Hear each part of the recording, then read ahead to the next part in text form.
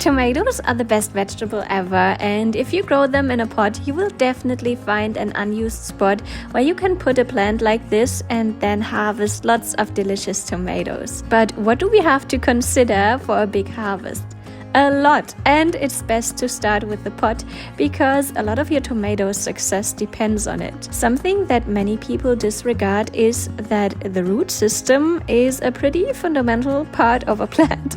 Maybe because the roots grow underground and we don't normally see them. When I started growing vegetables in pots, I also had to learn the hard way that the pot is the home of our balcony plants. But how much space does your tomato plant need? The pot should hold at least 20 liters. If you don't technically have enough space, there are also mini varieties for balconies that you can even grow in a flower box. But a large pot is meaningless if you fill it with the wrong soil. So what is the best soil for growing really strong plants? I love to grow my tomatoes in mature compost, which I mix half with peat-free organic vegetable soil. If you don't have any compost, you can also grow your tomatoes in pure organic peat-free vegetable soil. You might also find a special tomato soil, but it is usually more expensive than vegetable soil and it contains the exact same thing.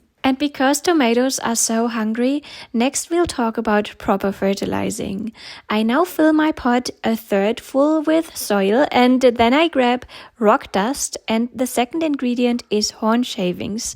If you don't have any horn shavings, you can also use a sheep's wool fertilizer. I mix these two things in equal parts and be careful not to breathe in the dusty rock dust because it's not good for your lungs. I put 3 tablespoons of this fertilizer mixture into the pot and mix it really well with the soil that we already filled in. But before we can plant the tomato, we will give it a little treatment.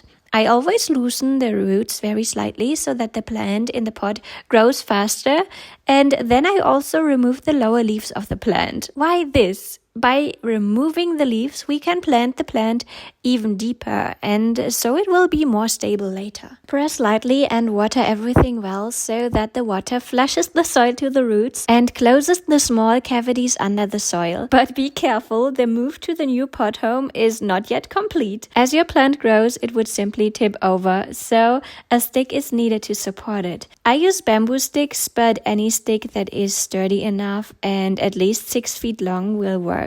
You can also use the tomato hooks that I showed you in one of the last videos. And the move continues. You still have to put your plant in the place where it will later grow. This should be as sunny a spot as possible on your balcony or in your garden because tomatoes love and need sun. And because tomatoes can get a pretty nasty disease when their leaves get wet, the dreaded late blight, it's best to grow them under cover or at least sheltered directly against the wall of your house. I recently filmed a video where I show you everything you need to know, so take a look over here if you're interested, and then feel free to subscribe to my channel for more tomato tips and go outside and make the world a little greener. See you. Bye. Mwah.